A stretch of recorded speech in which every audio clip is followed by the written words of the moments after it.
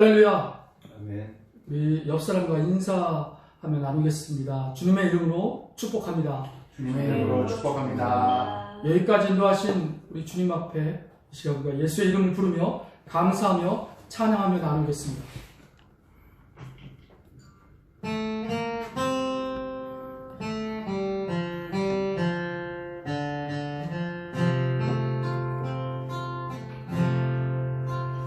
예수의 이름으로 나는 일어서리라. 주가 주신 능력으로 나는 일어서리라.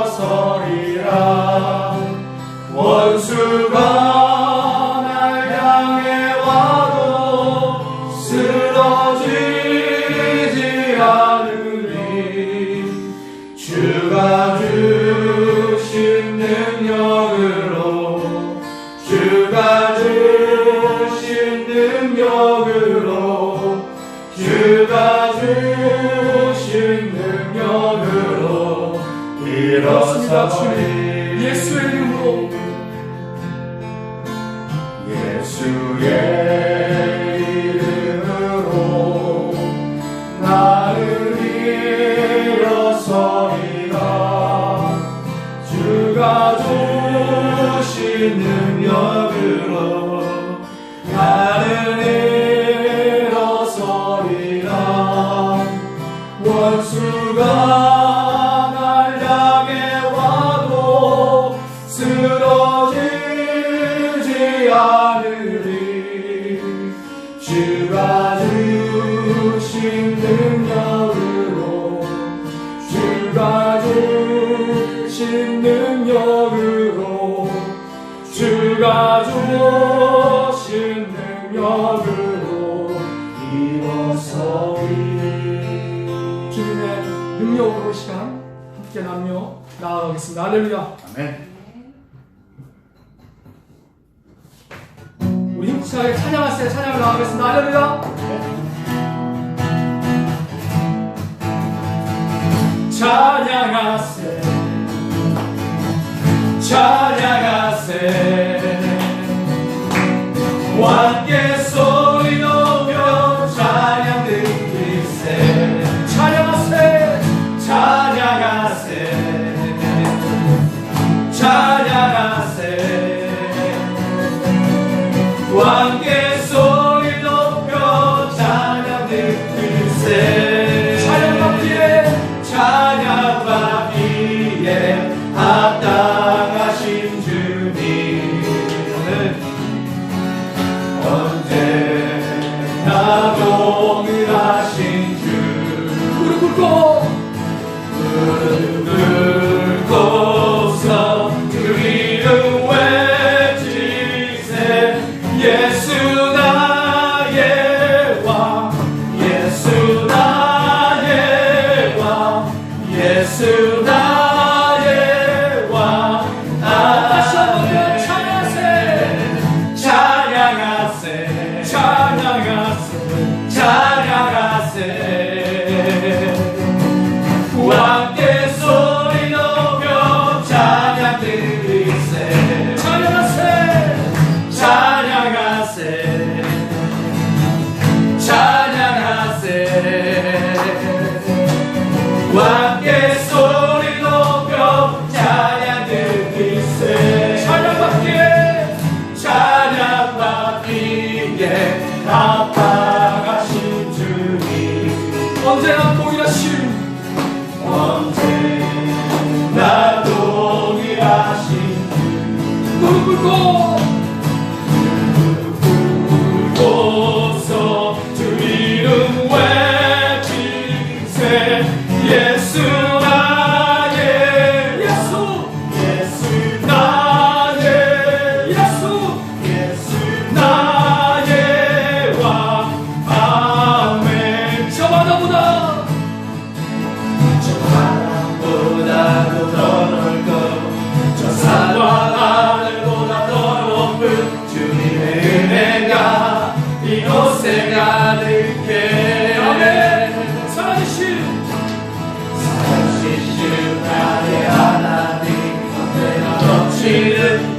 사랑으로 내 안에 가득히 넘쳐 흐르네. 내게 강 같은 평화, 내게 강 같은 평화, 내게 강 같은 평화가 넘치네. 할렐루야. 내게 강 같은 평화, 내게 강 같은 평화, 내게 강 같은 평화가 넘치네. 저 바다보다도 더 넓고 저 산과 하늘보다 더 높은 주님의 은혜가 이곳에 가득해. 살아계신 주 나의 하나님, 언제나 넘치는 주의 사랑으로 내 안에 가득히 넘쳐 흐르네. 내게 강 같은 평화, 내게 강 같은 평화, 내게 강 같은 평화가 넘치네. 할렐루야.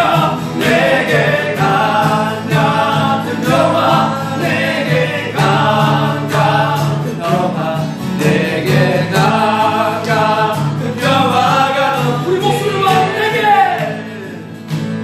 내게 강 같은 평화, 내게 강 같은 평화, 내게 강 같은 평화가 넘치네. 내게 강 같은 평화, 내게 강 같은 평화, 내게 강 같은 평화가 넘치네. 내가 같은 평화를 주신 주님 앞에 감사하며 나아가겠습니다. 할렐루야. 네.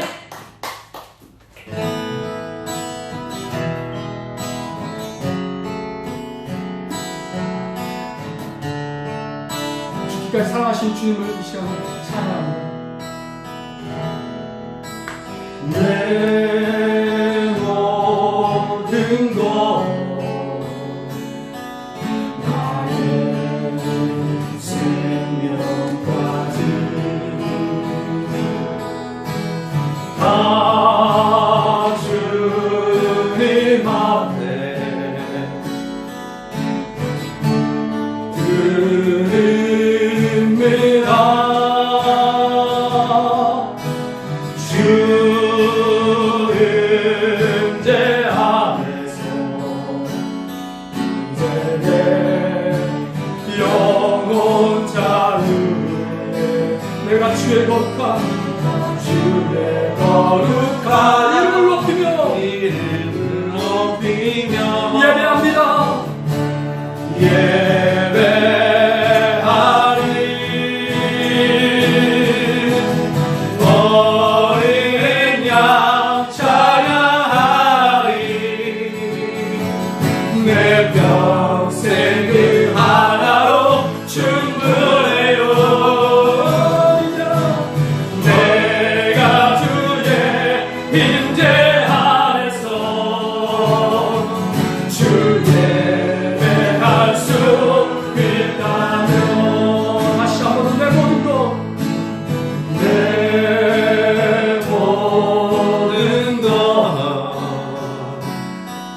나의 생명까지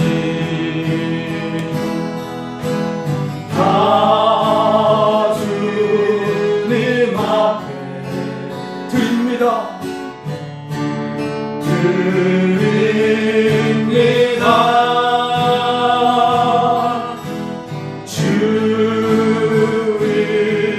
임재 안에서 이제 내 영혼 자유에 내가 주의 거룩한 이름을 높이며 예배합니다. 예배하리. 어린 양 찬양하리. 내 편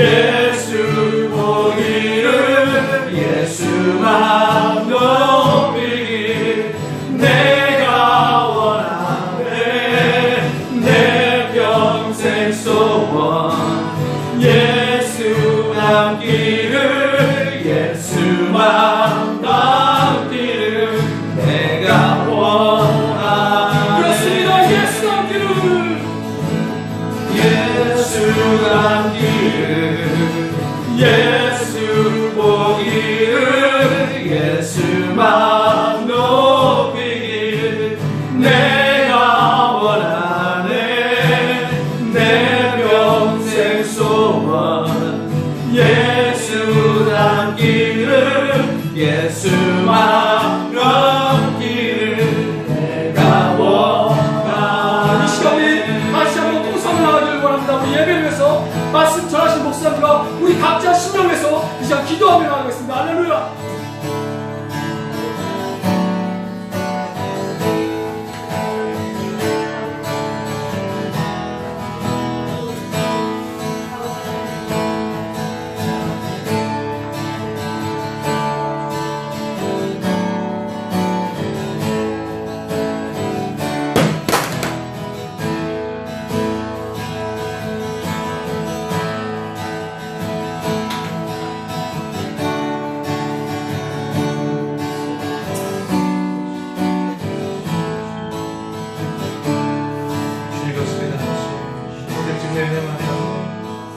오직 그 예수의 십자가에 보지 않는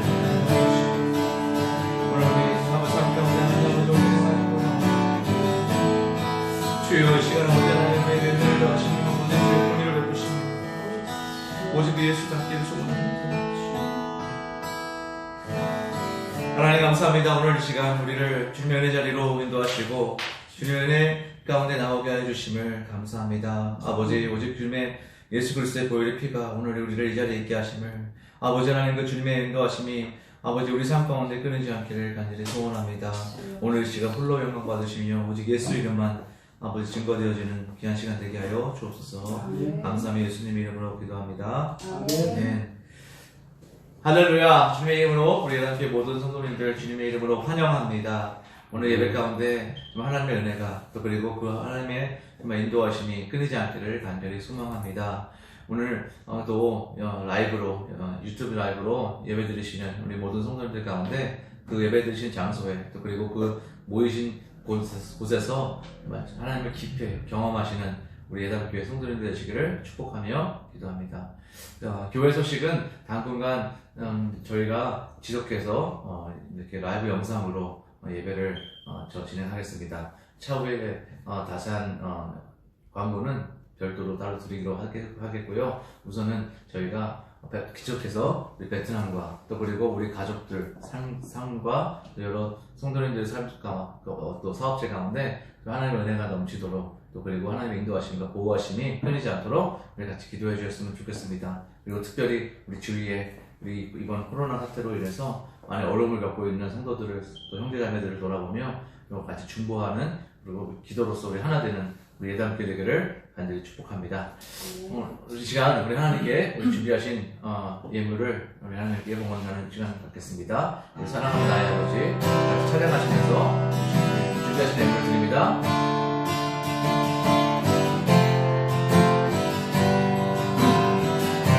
사랑하는 나의 아버지 사랑하는 나의 아버지 이름 높여드립니다. 주의 나라 자약 속에 임하시니 능력에 주께 찬송하네. 전능하신 하나님 찬양 언제나 동일하신 주 전능하신 하나님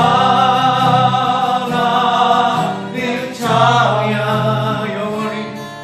영원히 다스리. 다시 한번 그리고 성령님 찬양합니다. 전능하신 하나님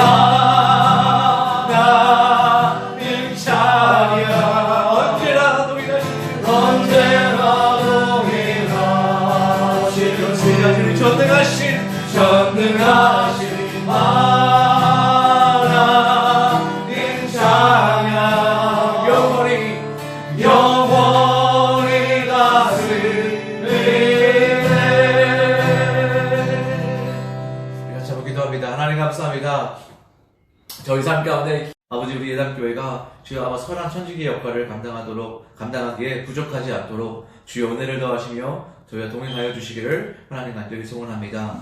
아버지 정말 이 어려운 때에 아버지 하나님 힘들 때에 그러나 우리가 소망을 갖는 것 우리 하나님 우리와 함께 하심을 내가 너의 하나님됨을 알지어다라고 말씀하여 주시기에 아버지 저희가 담대히 한 걸음 한 걸음 걸어갑니다. 성령 하나님 저희 모든 지체들 가운데 아버지 주님의 은혜가 감사가 넘쳐 아버지 날로 아버지 주님 앞에 더욱더 귀한 감사의 예배를 드리는 저희 삶 되게 하여 주옵소서. 아멘. 감사함이 예수님 이름으로 기도합니다. 아멘.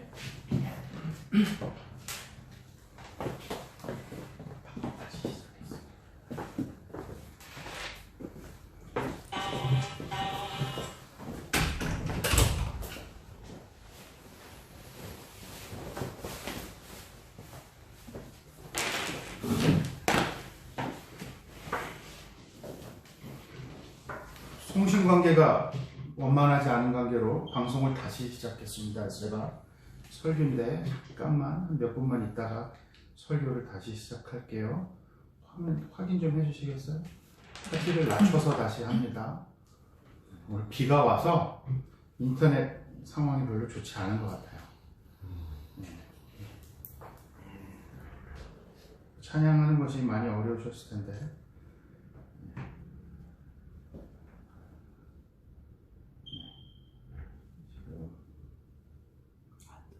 안 떠요? 네. 스타트는 됐어요?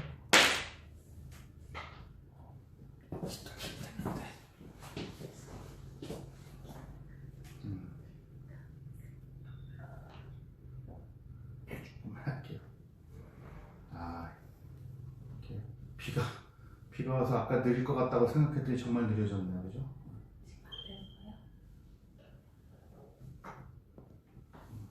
영상이 안 뜨네.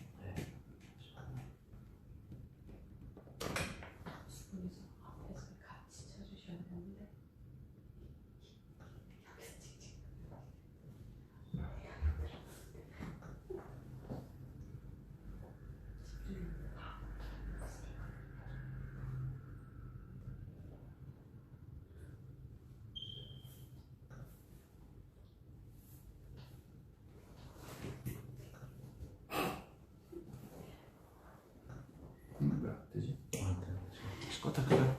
다시 껐다 키자.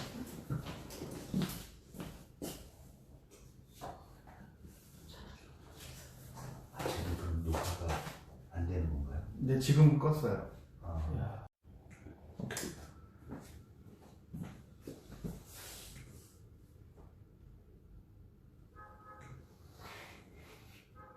나온다. 할렐루야. 아멘. 아멘. 이제 시작되니까 조금만 이렇게 할게요. 단톡방에 넣어주시고요.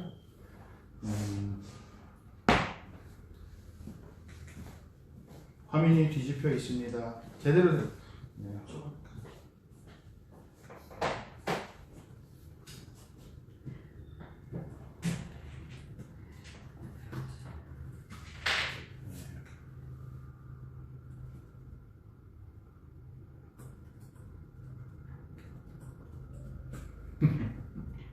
할렐루야. 네, 이렇게 온라인으로 하다 보니까 영업이 만만치 않네요, 그죠? 네. 또 그럼에도 불구하고 주님이 우리와 함께 하시는 줄로 믿습니다. 아멘. 아멘. 네. 지금 다들 보이시죠? 다들 보이시면 단톡방이나 그 유튜브 채널 창에다가 보인다고 좀 쳐주시겠어요?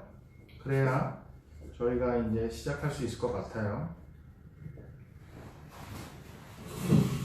아멘.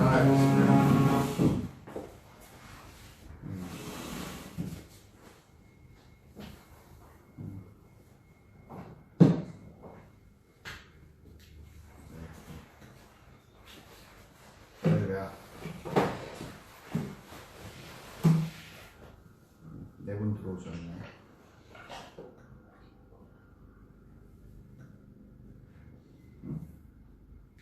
다시 꺼졌나요?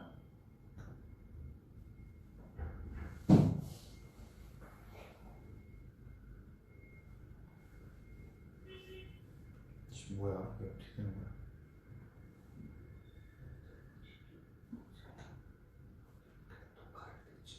녹화를 뜰까요? 주변에 네? 되고 있어요?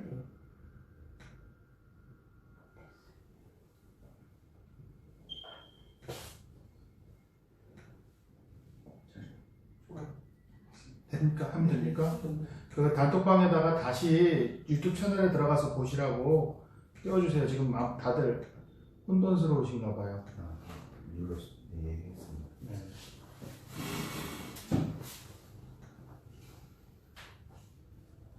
이제 되는데, 네, 지금 막 단톡방에 뜨네요.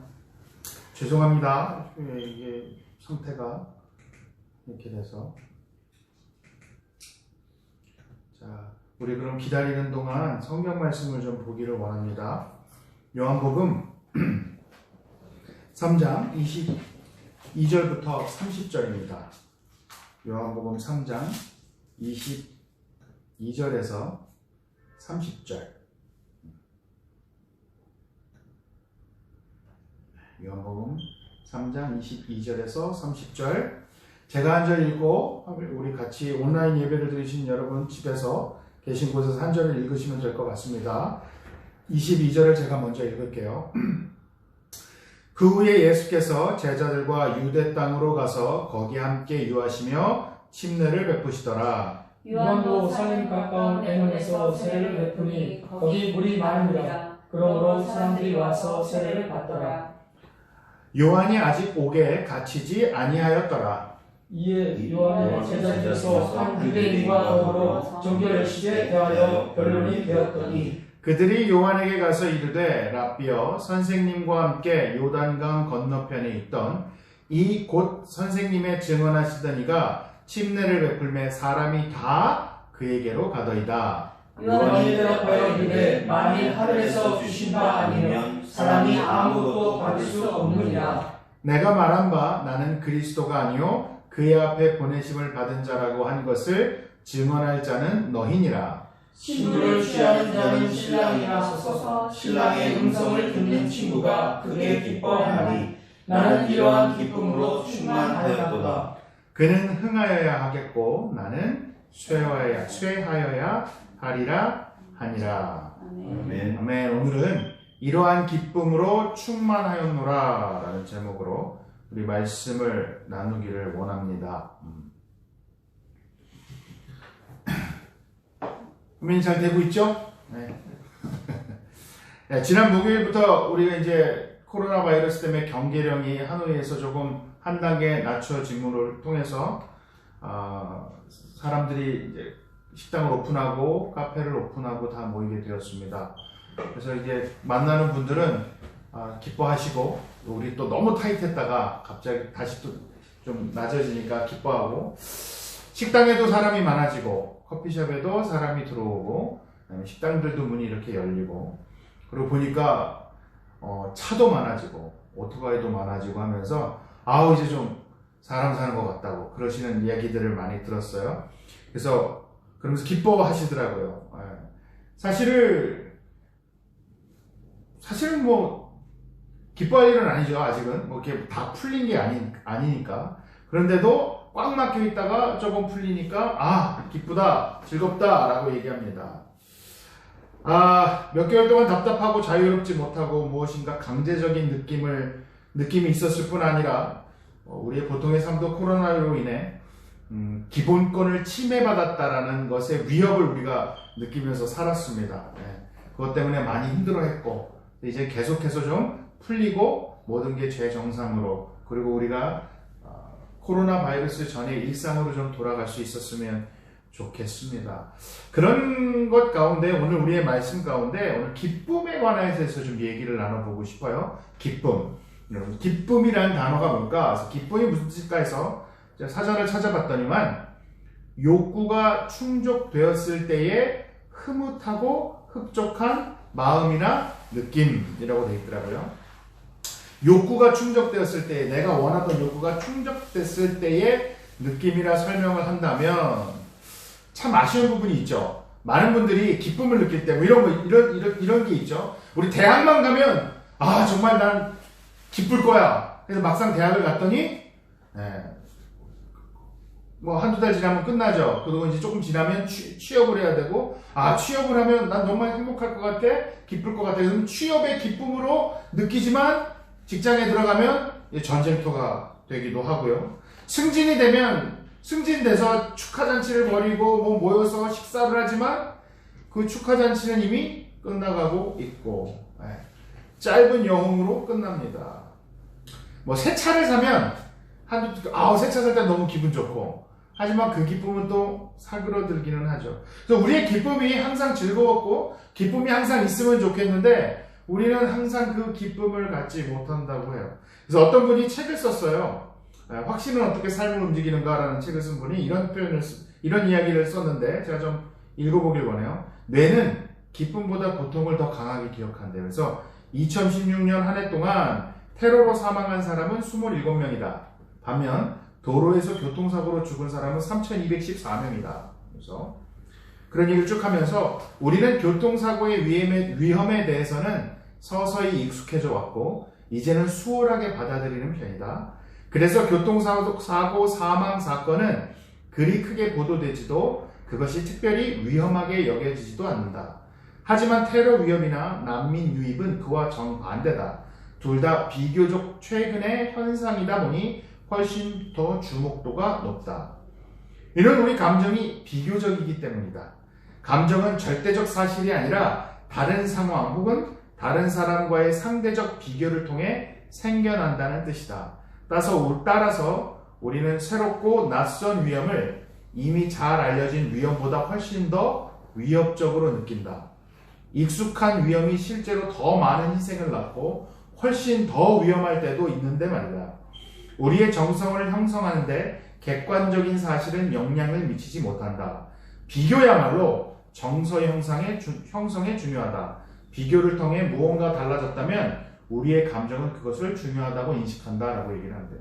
그러니까 기쁨은 결국엔 어떠한 확고한 것보다는 감정적인 것이고 비교를 통해서 우리에게 느껴진다라는 거죠. 그래서 그걸 요즘 많이 느끼죠. 그렇게 꽉 막혀 있다가 살짝 풀리니까 기뻐요. 근데 사실 코로나가 시작돼서 막 우리가 강하게 막 쪼일 때는 막 계속 안 기뻤거든요. 그런데 이제 조금 하니까 기뻐지죠. 오늘 그 기쁨에 대해서도 침례 요한은 이야기를 합니다. 특히 예수님과 자신의 관계 속에서 침례 요한은 기쁨이 무엇인가, 자기는 왜 기쁨을 갖는가, 도대체 그 기쁨이 어디서 왔는가, 그리고 기쁨을 느끼지 못하는 사람들의 이야기도 오늘 나옵니다. 그래서 오늘 다시 보시면 22절부터 30절까지 보시면, 자, 침례 요한은 어떤 사람이었습니까? 마태복음 3장 4절에 보면 이 요한은 낙타 털 옷을 입고 허리에 가죽띠를 띠고 음식은 메뚜기와 석청이었더라. 침례 요한은요 광야에서 살았습니다. 그 낙타 털 옷을 입었대요. 여러분 낙타 털 만져본 적 있으세요? 있으세요? 어떻든가요? 뻣뻣하던가요? 거칠죠. 그럼 결국 거친 옷을 입고 거친 삶을 살고 메뚜기와 석청을 찍어 먹었다고 얘기를 하면 음식이 뭐 그렇게 썩 좋아 보이진 않아요. 그죠? 네. 근데 침례 요한은 어떤 사람이었어요? 제사장의 아들이었어요. 그리고 그러니까 제사장의 아들로서요, 그는 제사 직분을 담당할 수도 있고 실크 옷을 입고 넉넉한 음식과 넉넉한 것들과 편안한 집에 살 수 있으면서도 불구하고 그는 광야를 택했다라는 거예요. 그의 삶은 젊은 나이부터 많은 사람들이 그를 에세네 파 사람 중에 하나였을 거라고 생각을 해요. 그때 당시에 신앙 회복 운동을 하며 메시아를 기다리며 우리 신앙의 순결을 외치면서 광야로 나갔던 사람들이 있대요. 그래서 광야에서 생활을 하면서 하나님의 말씀을 필사하고 그것을 보존했던 그 파가 있는데, 그 사람들이 이렇게 광야에서 털옷을 입고 거친 삶을 살면서 그 신앙의 순수함을 위하여 살아가고 있었던 사람 중에 하나일 것이다라고 생각을 한대요. 왜 그는 신앙의 회복을 위하여 그렇게 거친 곳으로 나갔을까? 그는 왜 사막으로 나갔을까? 오늘 본문에서 보면 그는 메시아 사상을 기다렸던 거죠. 그는 메시아를 기다리면서 나갔어요. 그리고 그 메시아를 만납니다. 그러면서 오늘 이야기는 그 침례 요한, 신앙의 순수함과 메시아의 앞길을 고민하며 생각하며 침례를 베푸던 그 요한의 제자들과 이제 대립하는 관계들이 나타납니다. 누가 나타나죠? 예수님과 예수님의 제자들이 나타나요. 그리고 오늘 본문을 보면 이에 요한의 제자 중에서 25절 한 유대인과 더불어 정결 예식에 대하여 변론이 되었더니 라고 해요. 그러니까 침례 요한은요, 신앙의 순수함을 통해서 사람들로 하여금 오고 회개하며 침례를 주면서 그 죄를 씻기는, 깨끗하게 하는 그 침례 정결 예식을 베풀었던 거예요. 그런데 그때 당시에 사람들이 싸웠던 거예요.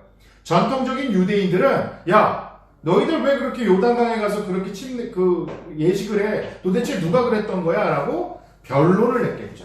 그래서 침례 요한의 제자들이 그 유대인들과 정결 예식에 대해서 변론하고 싸웠어요. 전 이걸 어떻게 보냐면, 신앙에 열심히 있었던 그 보수주의자들, 신앙의 열정이 있어요. 순수함의 열정을 지키고 싶어요. 그 사람들, 종교에 열심이었던 침례 요한의 제자들이 열심히 변론하고 신앙에 대하여 싸웠습니다. 그런데 그 열심히 있는 과정 중에 그들이 찾아낸 게 있었는데 뭐였는가 봤더니, 그들이 요한에게 가서 이르되 라비여, 선생님과 함께 요단강 저편에 있더니 곧 선생님이 증언하시던 이가 침례를 베풀매 사람이 다 그에게로 가더이다. 여러분 이걸 느끼면 어떤 느낌이 드십니까? 침례 요한의 제자들이 어떤 느낌으로 이걸 침례 요한한테 얘기했을까요? 성경은 예수님이 침례를 줬던 건 아니라고 얘기해요. 예수님의 제자들이 침례를 주었던 것을 그들이 그렇게 표현을 했다라고 얘기를 해요. 어떤 느낌이었을까요? 이게 침례 요한의 제자들은 어쩌면 변혁을 꿈꾸는 종교인들이었을까요? 진실과 맞닥뜨려 그 진실을 받아들이 그 진실과 싸우는 종교인들이었을 것 같습니다.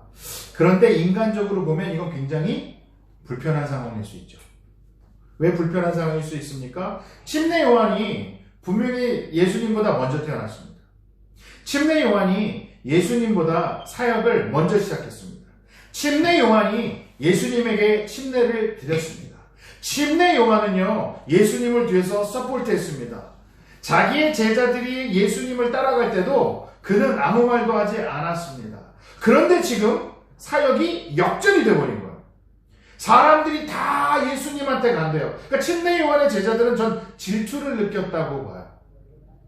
별로 안 기뻤던 거예요. 그래서 침례 요한한테 와서 고자질을 하는 거예요.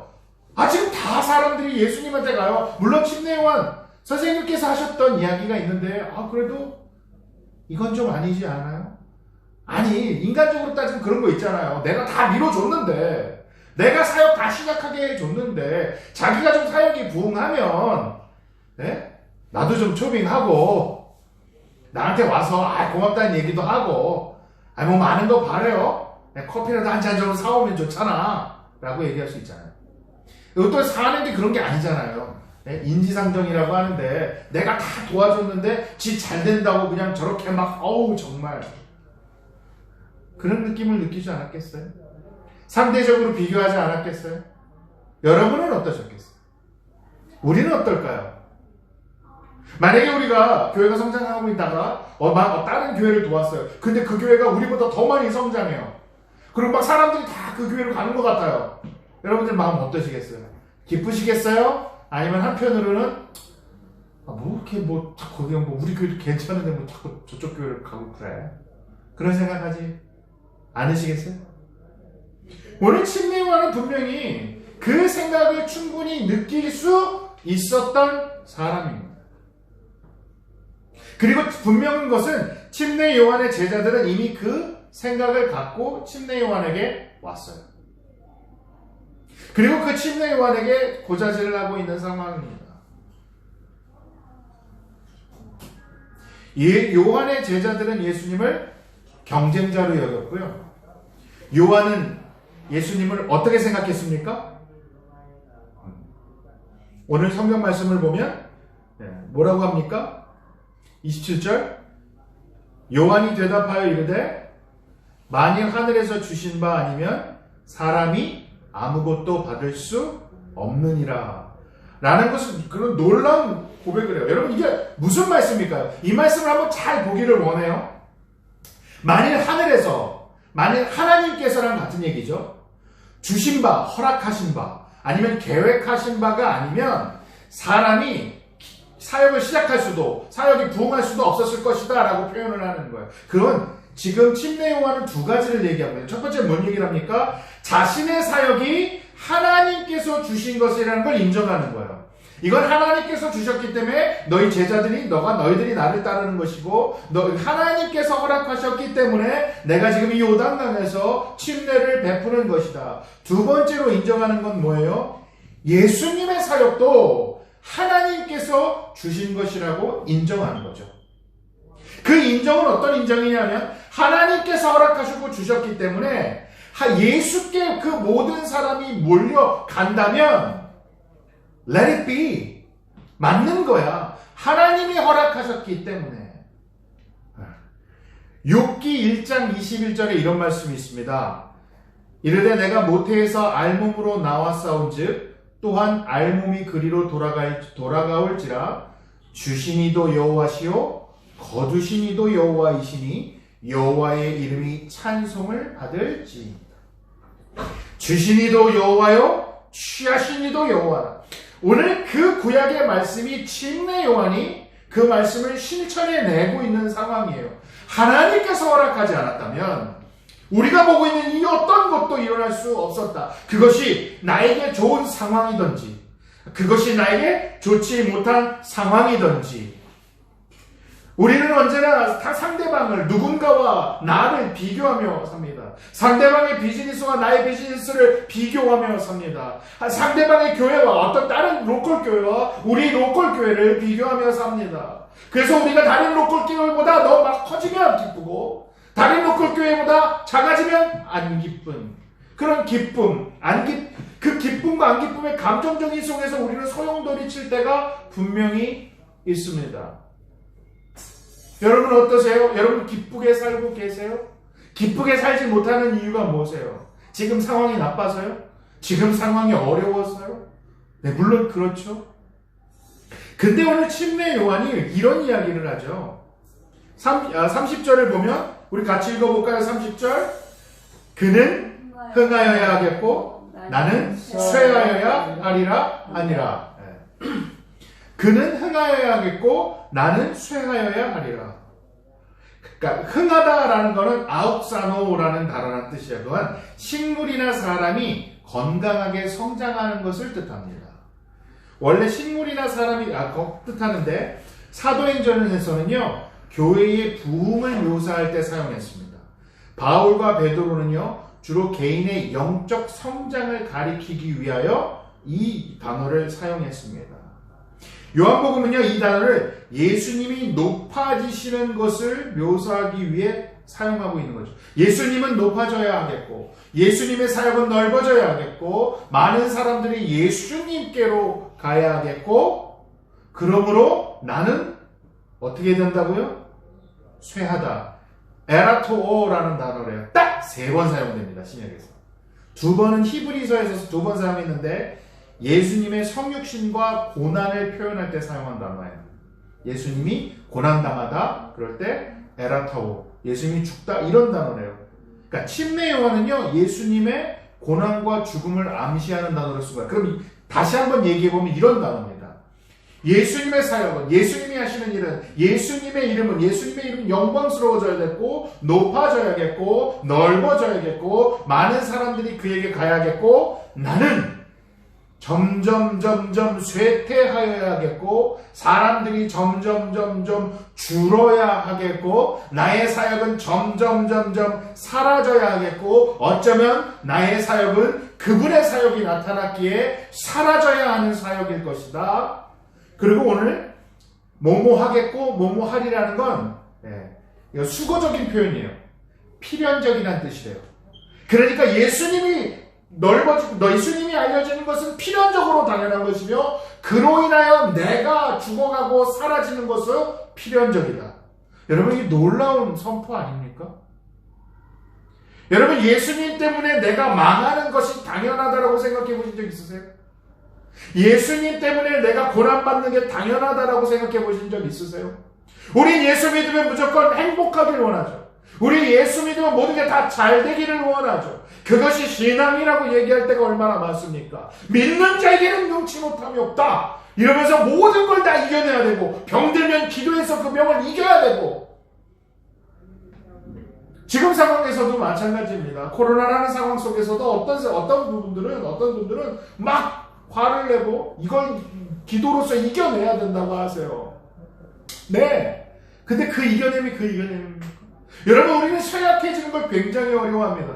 그러나 성경은요 오늘 침례요한은 그 놀라웠다. 침례요한은요 진정한 모태신앙이었습니다. 그죠? 여러분 모태신앙은 없는 거예요. 엄마 뱃속부터 예수 믿는 사람이 누가 있어요?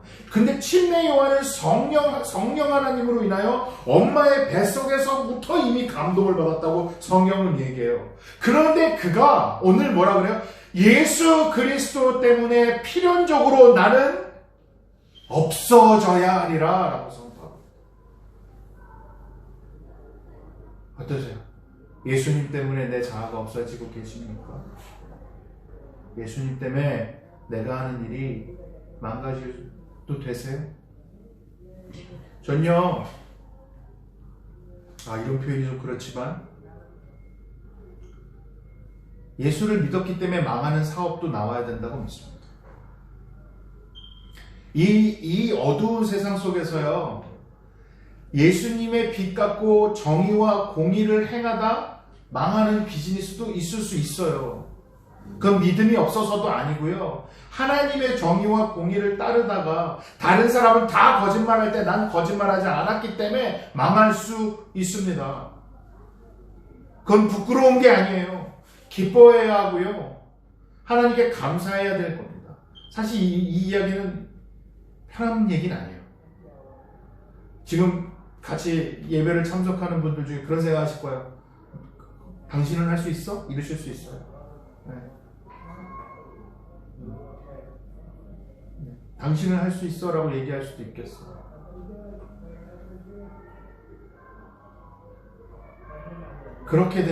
그렇게 됐으면 좋겠어요. 믿음을 지키다 망할 수 있었으면 좋겠어요.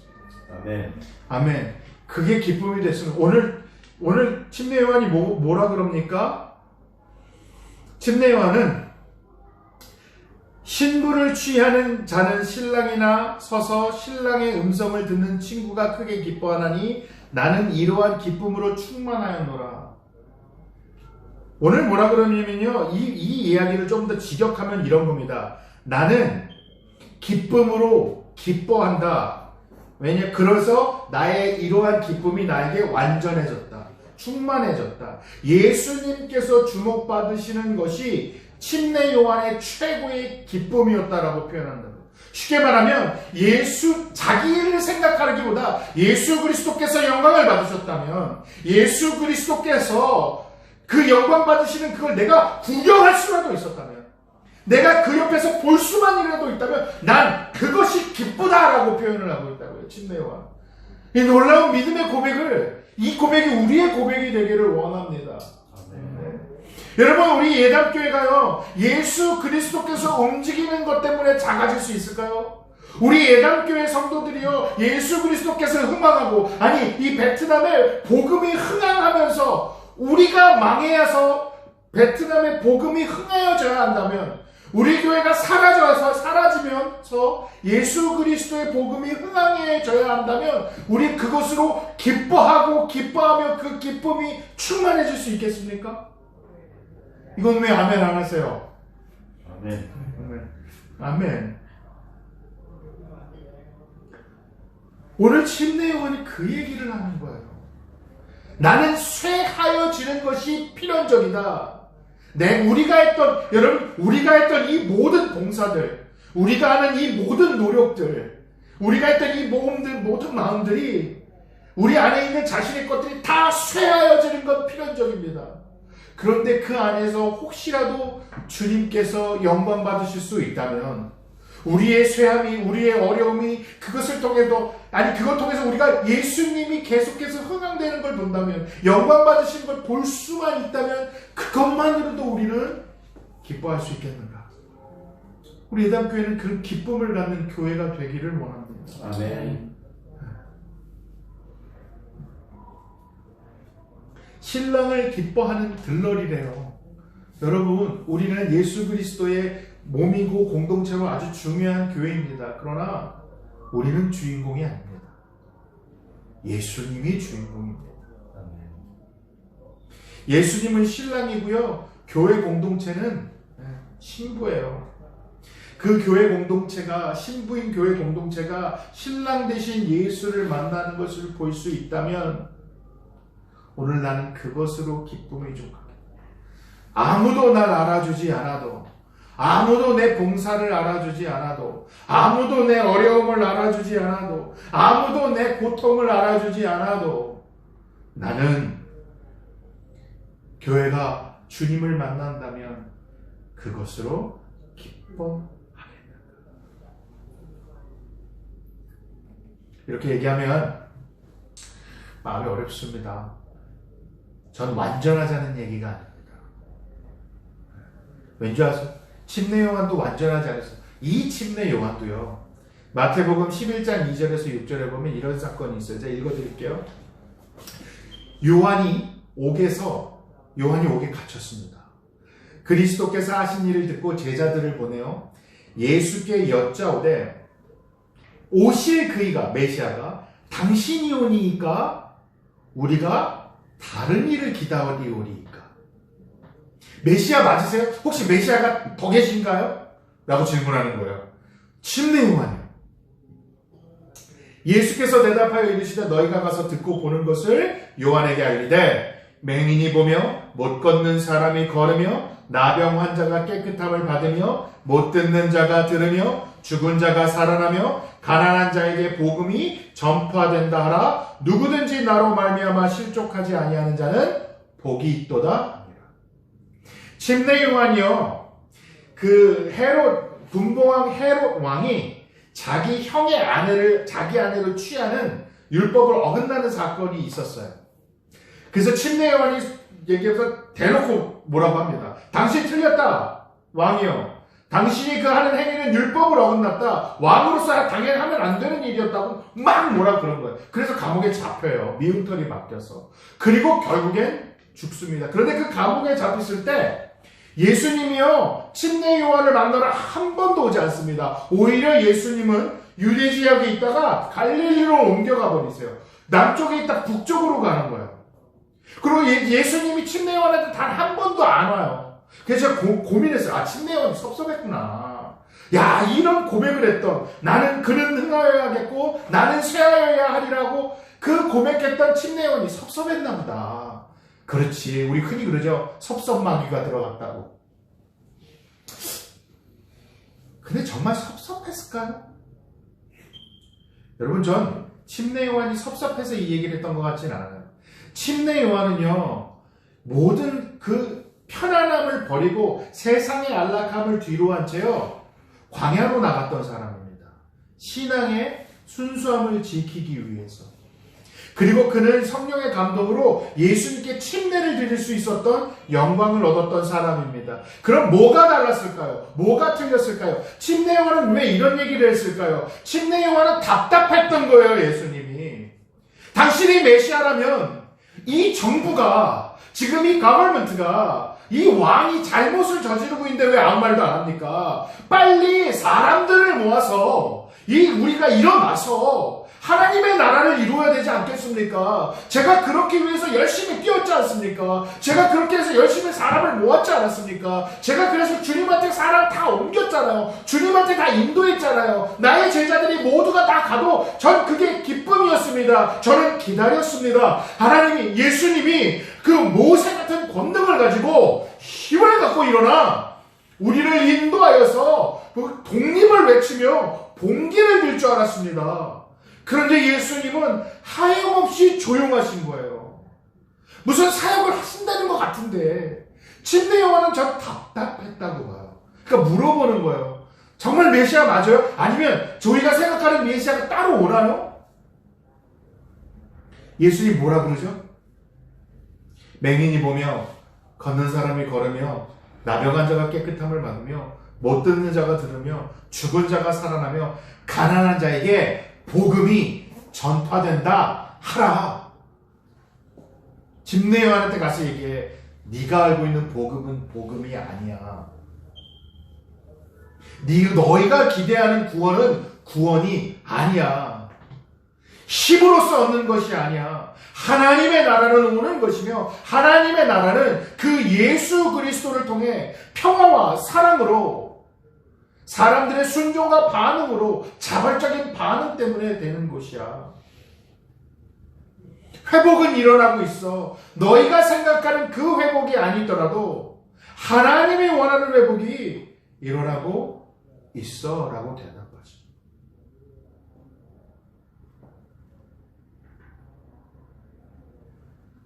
그도 기쁨을 잠시 잃어야 할 때가 있었어요. 그러니까 그의 기쁨은 약간 잘못됐을 수 있어요. 아, 그렇죠. 주님이 사람이 많아야 일어나겠죠. 힘을 쓰겠죠. 그게 아니더라고요. 여러분, 우리가 어려운 일 당할 때요, 주님이 좀 일어나셨으면 좋겠어요. 코로나가 터졌을 때요, 많이 기도했을 거예요. 주님이요, 빨리 이 능력으로 코로나를 벗어나게 해주십시오. 어떤 믿는 분들은 코로나 때로 지금 미국에서 제 아는 형님들, 제 친구들이 전화를 하는데 너무 많은 사람, 한국 분들도 그렇게 많이 죽는데요. 그리고 어떤 분들은 재정적으로 자녀를 두고 있는 싱글맘들은 너무너무 어려워 괴로워하고 있대요. 그런데 교회가 그 사람들에게 손을 뻗지 않는데요. 막 화가 나 있어요. 막 너무 화가 나서 속상해서 얘기하더라고요. 그래서 내가 한마디 하려고 그랬죠. 그래서 형은 뭐 하는데? 그랬더니 이미 알아서 잘 돕고 있더라고요. 아, 역시 형이구나. 너무너무 가슴이 아픈 사건들이 막 일어나요. 코로나로 죽어가면서 주님이 나를 고쳐주실 거라고 믿지만 죽는 건 믿음이 없는 겁니까? 능력이 없는 겁니까? 힘이 없는 겁니까? 전 여기서 다시 묻고 싶어요. 지금 이 어려운 순간에서 우리는 기쁨을 회복할 수 있는가?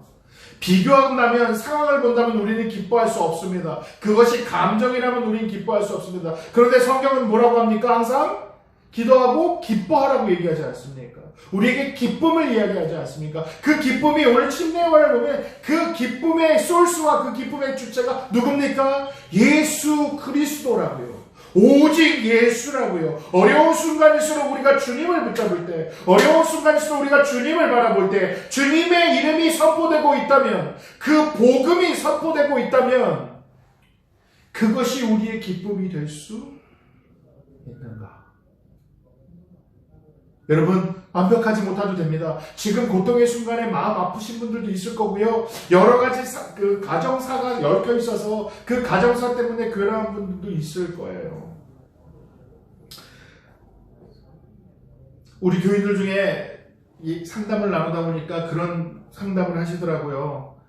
나는 너무 뭔가를 하고 싶대요, 하나님을 위해서. 그런데 아무것도 못하는 이 상황이 너무 답답하고 아무것도 하지 않는 것 같은 내 삶이 너무 웨이스트 되는 것 같고, 그래서 막 괴로워하고 속상해하고 아파하더라고요. 되게 귀한 마음이죠. 네, 귀한 마음이에요. 근데 안 기쁜 거예요. 못해서. 그래서 제가 그랬어요. 못해도 된다고. 그냥 오늘 하루만 사시라고. 근데 중요한 건 오늘 하루 예수 그리스도께서 역사하시는 것을, 그것이 나의 중점이라면, 포커스라면 다시 기쁩니다. 여러분, 우리가 무엇을 해서 하나님을 기쁘게 할 수 있겠습니까? 우리는 그냥 우리의 존재로 하나님이 기뻐하신대요. 여러분, 우리가 하나님을 우리의 삶 속에서 주님을 바라보고 주님을 따라가며 주님을 인정하고 하나님께서 허락하신 오늘 하루의 일과들에 대하여 열심히 살면 그러면서 기쁨을 찾을 수 있기를 원합니다. 우리가 기쁨을 잃을 땐 우리의 눈이 예수에게서 떨어져서 세상 것을 보고 세상에서 벌어지는 일을 보면 기쁨을 잃습니다. 아까도 얘기했던 것처럼 상대적이거든요. 세상은 언제나 변하거든요. 언제나 최고의 진실된 가치이신 예수를 보면 그 기쁨을 잡을 수 있겠지만 거기서 다른 것들, 종교적 열심이나 어떤 하나님의 말씀을 잘 지키기 위해서 신앙 훈련을 하는 것 좋지만 그것이 율법주의로 가서 공식화되고 공식을 만들어 나를 스스로 끼워 맞추려고 한다면 기쁨을 잃게 됩니다. 우리 항상 하는 얘기지만 우리 안 목사님하고 저하고 항상 하는 말이 있잖아요. 하노이에서 가장 목사같이 안 생긴 두 사람이 목회를 하고 있다. 옛날에는 미팅에서 제가 반바지 입고 이렇게 책가방 메고 이렇게 그 깍두기 머리 하고 막 돌아다니면 아무도 저를 목사라고 알아보지 못했어요. 어떤 분들은 뭐라고 했어요. 채신머리 없다고. 전 채신머리 없는 제가 좋습니다. 예수님이 저를 이대로 사랑하거든요. 그리고 감사한 건 저와 함께하고 있는 성도님들이 예수님을 사랑하더라고요. 예수님을 찾으려고 몸부림치더라고요. 그럼 됐잖아요. 저에 대한 평가가 좋아봐야 뭐 무슨 의미가 있습니까? 그렇지 않아요? 우리 개인의 평가가 무슨 의미가 있습니까? 우리가 얼마나 많이 노력한다 한들 하나님의 지혜 앞에, 하나님의 부 앞에, 하나님의 영광 앞에 무슨 의미가 있습니까? 누가 막 뭐라고 하면 하라 그러죠 뭐. 그런데 하나님은 날 사랑하신대잖아요. 하나님이 저를 이렇게 만드셨어요. 이런 성격으로 저를 이렇게 만드셨다고요. 하나님이 여러분들을 그렇게 만드셨다고요. 어떤 분은 열심히 하나님을 위해서 율법을 지키며 살기를 원하는 그 성격을 만드셨어요. 그런데 기쁨을 잃었다면 그 성격을 가지고 너무 많이 나갔기 때문에 다시 주님께 돌아오시면 돼요. 여러분, 나를 변화시키기 위해 너무 많은 노력을 하지 마세요. 열심을 내지 마세요. 제가 그랬잖아요. 우린 열심을 내야 되는 사람들이 아니라 죽어야 하는 사람들이라고요. 그러면 하나님이 우리를 부활시키신다고요. 그러면 하나님께서 하시는 길을 보이시고 마땅히 하시는 그 일 속에서 우리를 자연스럽게 참여시키시며 우리가 반응하는 그 반응만으로 하나님의 역사를 이루신다고요. 오늘 침례 요한이 그 상황을 보는 게 아니에요. 나의 사역을 바라보는 게 아니에요. 그러나 제자들은 어땠습니까? 예수님이 경쟁 상대였어요. 우리가 침례를 더 많이 줘야 할 것 같아요. 나는 열심히 있거든요. 나는 열정이 있거든요. 나는 율법을 지켰거든요. 난 그리고 지금 모든 것을 버리고 하나님의 나라를 위해 싸우고 있거든요. 그런 건 아무 의미가 없습니다. 우리가 주님 안에 있는 기쁨을 잃어버린다. 우리가 주님을 바라보지 않았기 때문에 기쁨이 사라졌다면 우린 다시 주님을 아는 기쁨으로 돌아와야 합니다.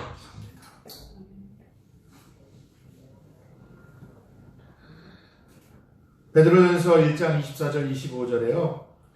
그러므로 모든 육체는 풀과 같고 그 모든 영광은 풀의 꽃과 같으니 풀은 마르고 꽃은 떨어지되 오직 주의 말씀은 세세토록 있도다 하였으니 너희에게 전한 복음이 곧 이 말씀이라. 여러분, 우리가 사는 삶 속에서 언젠간 모든 것이 쇠하여질 때가 옵니다. 우리는 나이를 먹어가면서 쇠하여질 거고요.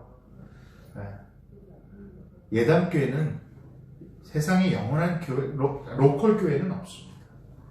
어느 순간 예담교회는 사라지는 순간이 올 수도 있습니다. 아니, 저 목사는 개척한 지 얼마나 됐다고 뭐 사라지는 걸 얘기해. 그러나 우리의 쇠약함과 없어짐이 예수 그리스도의 영광으로 갈 수 있다면 우리 그것을 기뻐하며 살아가는 우리가 되길 원합니다. 인생은 풀과 같고 금방 사라집니다. 그 금방 사라지는 그 시간 속에 여러분, 우리 너무 슬퍼하고 괴로워하지 않았으면 좋겠어요. 기뻤으면 좋겠습니다. 행복했으면 좋겠습니다. 근데 그건 예수 그리스도 붙잡으면 됩니다. 그 진리 대신 예수만 붙들면 됩니다. 우리 그 예수 붙들었으면 좋겠습니다. 예수가 내 안에 살고 나는 예수와 함께 죽었습니다. 믿으십니까? 믿으세요? 정말입니까? 우리 잠시 기도하는 시간, 묵상하는 시간 갖기를 원해요.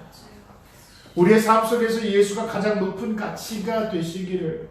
그리고 혹시라도 내가 세상을 바라보며 비교하다가 두려움 때문에, 미래에 대한 두려움 때문에, 내가 가질 수 없는 그 불만 때문에 아파하고 괴로워하고 속상하고 있다면 오늘 그 마음 다시 십자가에 우리 놓기를 원합니다.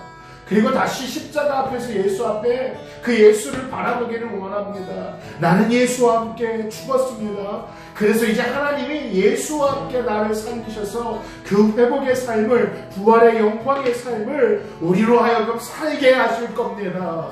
그래서 어떤 상황이든지 우리가 어떤 것을 갖든지 우리는 주 안에서 기쁨을 잃지 않기를 원합니다. 그래서 오늘 주님을 바라보며 우리 기도하기를 원합니다. 기도하겠습니다. 하나님 아버지, 하나님 아버지, 우리 주님 앞에서 주님을 바라보고 주님을 하는 그 기쁨을 빼앗기지 않게 하옵소서. 하나님, 주님 때문에 하옵소서. 주님 때문에 우리가 숨쉬는 것을 기억할 수 있게 하옵소서. 주님을 사랑하는 이 마음, 주님을 섬기는 이 기쁨을 하나님이 지킬 수 있게 우리의 눈을 하나님, 우리의 세상에서 나의 마음에서 올려 그 십자가를 다시 바라봅니다. 그 십자가는 어떤 것도 죽었겠지만 하나님, 하나님께서 부활의 영광으로 살리시고 우리 그 부활의 영광을 기대합니다. 부활의 영광을 소망합니다. 그래서 지금 나의 처하는 이 처한 삶이 나를 붙잡을 수 없으며 나를 끌어내릴 수 없으며 나를 조종할 수 없으며 오늘 다시 한번 선포하고 나갑니다. 하나님의 입자가 나를 그 하나님의 말씀이, 하나님 주님은 흘러야겠고 나는 쇠하야 하는 것이 마땅하며 필연적이라는 이 놀라운 복음의 메시지를 하나님, 우리의 삶이 하나님 주님께서 사가지고 원하는 예수 그리스도의 삶을 우리 안에 충만하여져서 그 기쁨이 기쁨이요, 그 기쁨의 기쁨이 나에게 충만하여 다시 한번 일어설 수 있도록 주옵소서. 하나님, 그 기쁨에 있는 사람이 있습니다. 오늘 그 기쁨을 있는 곳에서 다시 일어나게 하여 주옵소서. 기쁨을 회복시켜 주시옵소서. 하나님, 그 기쁨, 하나님이 보이지 않고 괴로움 때문에 하나님 아파합니까? 가족 문제가 있습니까? 사업의 문제가 있습니까? 하나님, 그 많은 문제들을 우선 잠시는 내가 살아계신 역사하시는 능력 되시는 창조주 하나님께서 우리의 아버지이시며 하나님의 나라에서 우리를 백성으로 우리를 하나님 주님 사랑하는 자녀 삼아주는 모습을, 그것이 진정한 기쁨이 깨달아지게 하옵소서. 붙들어지게 하옵소서. 성경 하나님 원하신 소리처럼 하나님, 우리를 약하시라. 우리는 모자릅니다. 그러나 하나님 선하신 하나님, 넘치도록 채우시는 하나님, 역사하시는 하나님, 놀라우소서. 우리 안에 있습니다. 하나님, 오늘 주님 사랑하고 돌리고 하옵소서. 하나님, 돌리고 하옵소서. 슬픔에서 기쁨으로, 아픔에서 하나님 다스리고 Turn our way to dance therefore. 하나님, 우리를 회복하소서. 우리를 붙드소서. 그냥 다시 한번 주님을 하옵소서.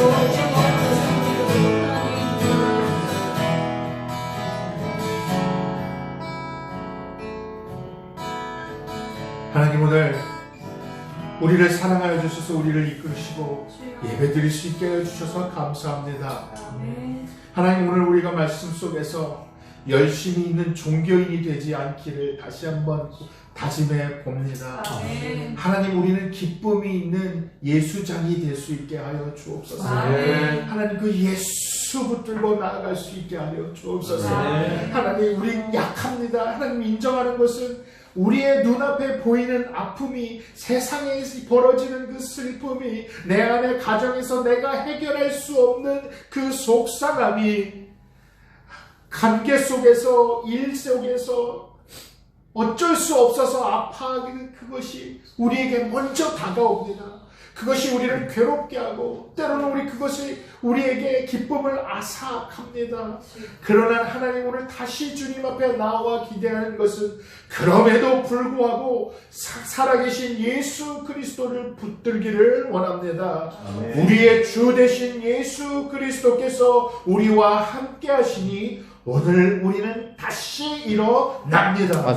오늘 우리는 다시 주님을 붙들며 다시 하나님 앞에 나오며 하나님 나라의 백성 삼아 주셨고 하나님 나라의 자녀 삼아 주셨기에 그 기쁨을, 그 놀라움을 잃지 않게 하옵소서.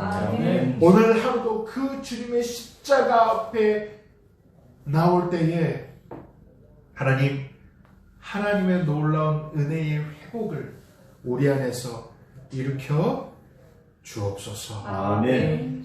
여호와는 내게 복을 주시고 너를 지키시기를 원하며 여호와는 그의 얼굴을 내게 비추사 은혜 베푸시기를 원하며 여호와는 그 얼굴을 내게로 향하여 드사 평강 주시기를 원하노라.